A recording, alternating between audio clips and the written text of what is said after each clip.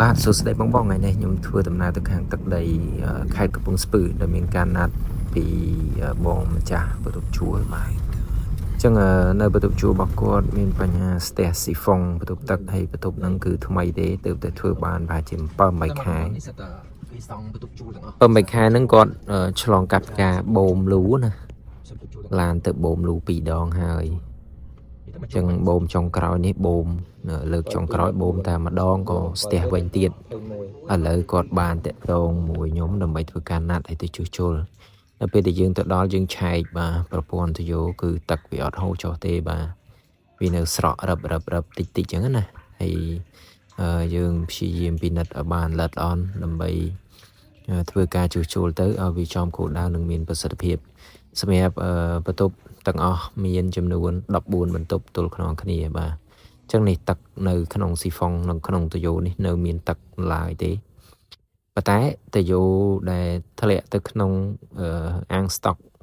គឺអត់ហូរអញ្ចឹងណាហើយនេះគឺជាការសង់សម្អាតប្រព័ន្ធទុយោឡើងវិញឲ្យបានស្អាតពីព្រោះបន្ទប់ជួលយើងប្រើជាមួយនឹងកន្លែងលាងចានអញ្ចឹងវាមានខ្លាញ់កកវាមានសក់អញ្ចឹងណាអញ្ចឹងកតិកទីហ្នឹងវារួមផ្សំគ្នាហើយយើងហៅឡានទៅបូមទៅពីអាងអញ្ចឹងវាអត់មានអីជួយសម្អាតបានទេហើយសម្រាប់ការបាញ់ខ្យល់បាញ់ទឹកធម្មតាក៏អត់អាចជួយអីបានដែរបាទព្រោះកាកសំណល់ដែលនៅស្នឹមនៅក្រាំងក្នុងទុយោគឺវានៅនឹងវាអត់បានទៅណាទេអញ្ចឹងខ្ញុំឆែកគ្រប់បន្ទប់បាទសភាពគឺបែបហ្នឹងទាំងអស់បាទគ្រប់បន្ទប់អញ្ចឹងណាប្រើផលទឹកហៀក៏ក្លែកក្លាក់ពេញហ្នឹងអញ្ចឹងទៅដែលឆ្លងកាត់បទពិសោធន៍ការបូមលូ2 ដងមិនទទួលបានលទ្ធផលល្អបាទអញ្ចឹងបងប្រុសគាត់តាក់ទងមកខ្ញុំបាទធ្វើការណាត់ជួបគ្នាដើម្បីជជែកការងារសម្រាប់បងប្អូននៅក្រៅភ្នំពេញបាទនៅខេត្តក៏អាចតាក់ទងមកបានដូចគ្នាបាទដើម្បីយើងធ្វើការសិក្សាហើយនឹងចុះទៅជួសជុលបាទបើមានប្លង់យើងងាយស្រួលបើអត់ប្លង់យើងចុះឆាយជាក់ស្ដែងនេះបន្ទាប់ពីការជួសជុលហើយបាទយើងធ្វើតេស្តបាទឃើញថាទឹកវាហូរមកខ្លាំងបែបហ្នឹងបាទហូរមកខ្លាំងបែបហ្នឹង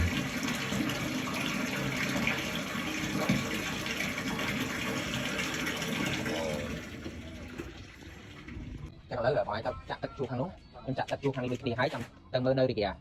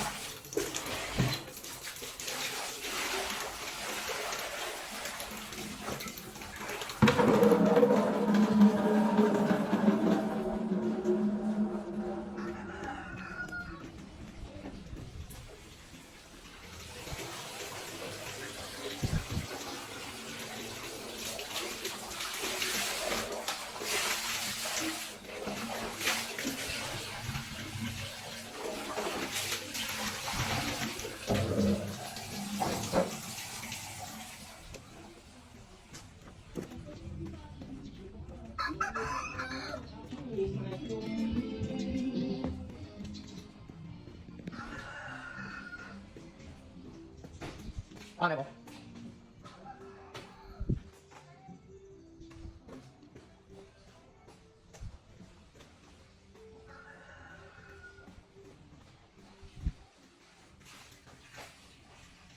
ចាក់ក្រៅចាក់លើក្រោមរហូតធម្មតា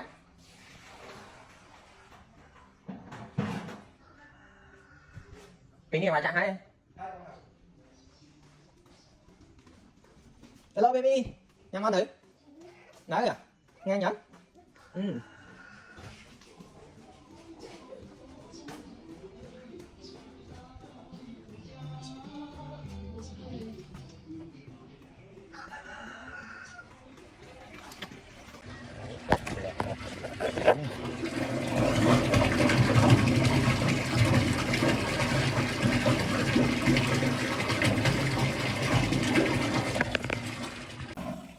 បន្ទាប់ពីការជួសជុលរួចយើងធ្វើការតេស្តទឹកសាកល្បងបាទ